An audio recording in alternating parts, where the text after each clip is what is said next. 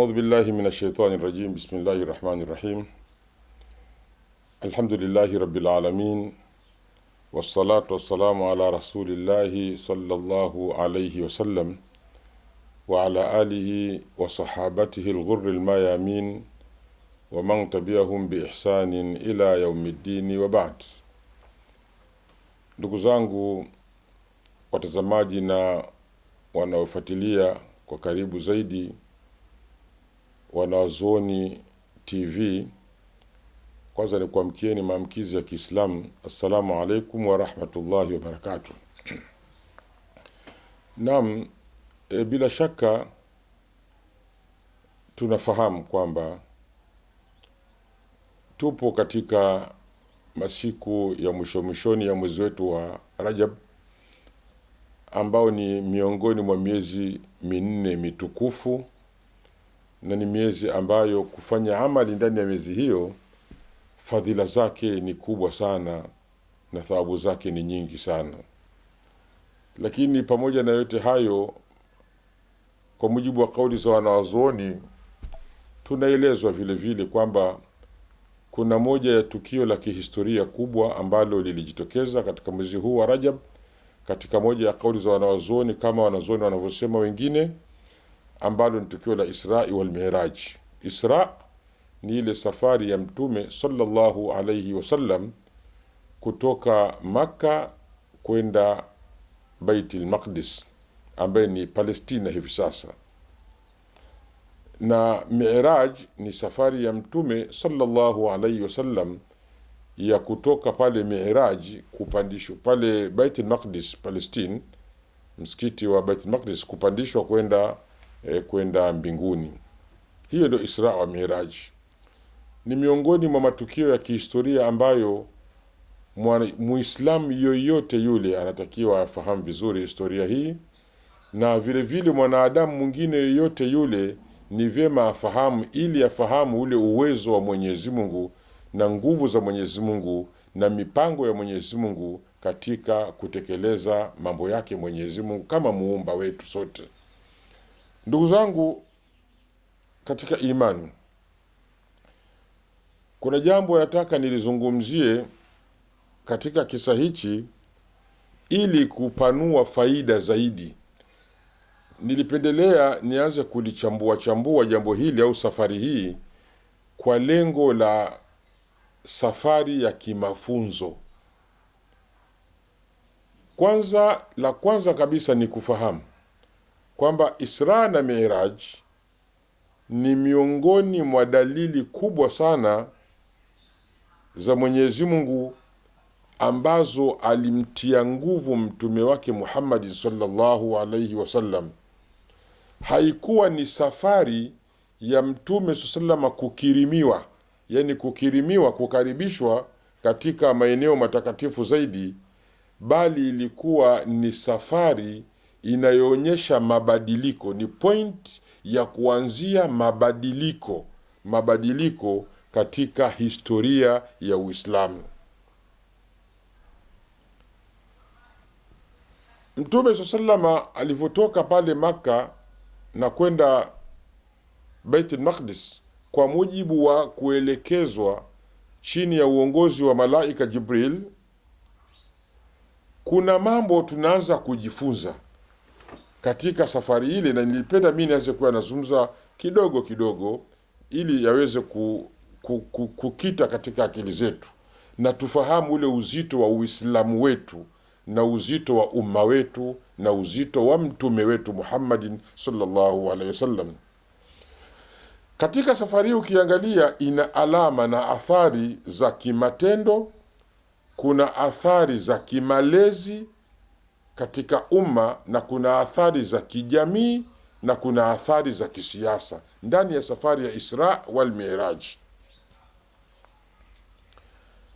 Kuna nukta tatu muhimu sana ni kuelezeni. Nukta ya kwanza kuna mfungamano wa kiakida na kiitikadi kati ya haram mbili za Maka na Madina,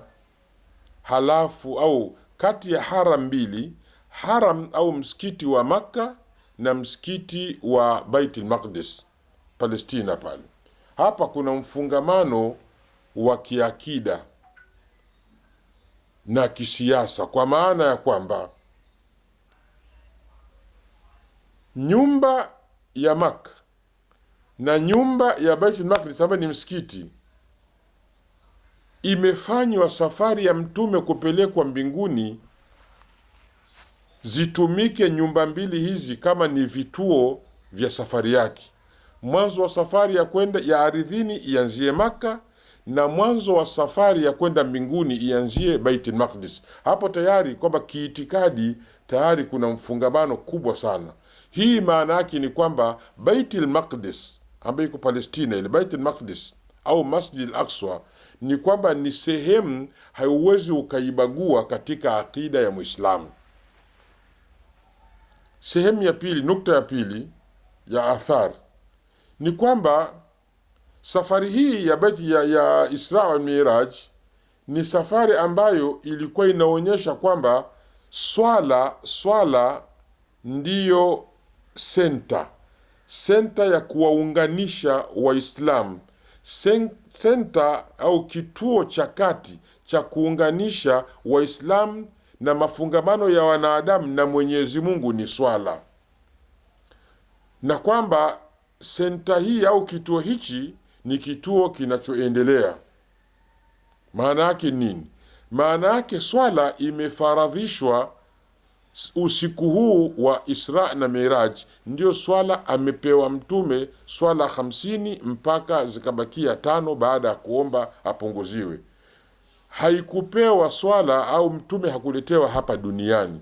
Kwa hiyo hii ni kama unaonyesha kwamba kumbe swala ni kitu ambacho kwamba kinakupa mafungamano ya umma na Mwenyezi Mungu, ambaye mwanadamu yoyote anahitaji kufungamana na Allah Subhanahu wa Ta'ala ili mambo yake yaweze kwenda vizuri. Sasa swala tunaonyeshwa namna hiyo, na ndio maana mtume hajapewa swala hapa duniani kama nguzo nyingine za Kiislamu, bali swala hii alipewa akiwa kule juu baada ya safari ile. Jambo lingine tena ambalo ni pointi ya 3 katika athari na alama ni swala zima la kwamba tunafundishwa ile fiqhi ya at-tathbit wal yaqini, yani kwamba kuishi na kuwa ni mtu thabiti na mtu una yaqini. Tunaposema yaqini, yani una hakika kabisa kwamba linalosemwa na Mwenyezi Mungu ndilo. Maana yake ni nini? Mwanadamu huwa anaelekea na matatizo, yanamtokea matatizo mbalimbali. Sasa mtume sallallahu alaihi wasallam alitokewa na matatizo, kama mashekhe wengine wanazungumza katika historia kwamba mtume aliondokewa na mke wake Bi Khadija ambaye alikuwa anamsaidia katika dawa. Mtume aliondokewa kwa kufiwa na ammi yake Abu Talib. Hawa ni nguzo mbili kubwa kwa mtume. Hii ni tatizo katika dawa yake mtume sallallahu alaihi wasallam. Mtume aliambiwa kwenda Taif kwenda kutafuta msaada wa watu, akapata matatizo mbalimbali. Sasa hii ni shida. Kwa hiyo Mwenyezi Mungu Subhanahu wa Ta'ala akaja akaamua kumliwaza na kumchukua na kumpeleka katika safari hii ya Isra na Miraj, ili kuona kwamba hata kama kuna dhiki ya namna gani, lakini faraja inapatikana. Isra na Miraj ni safari kwanza ya kukirimiwa mtume, kutukuzwa mtume, lakini ni safari ya kumakinishwa mtume katika kazi yake, kwamba hauko peke yako, bali mimi Mola wako niko na wewe katika hatua zote, ambayo Waislamu wanatakiwa walifahamu hilo, kwamba Waislamu wanapokuwa makini katika jambo lao huwa hawako peke yao, huwa wana Mungu wao na Mola huwa anawapa nguvu. Lakini vile vile umma vile vile utakiwa ufahamu katika ufupi huu kwamba heshima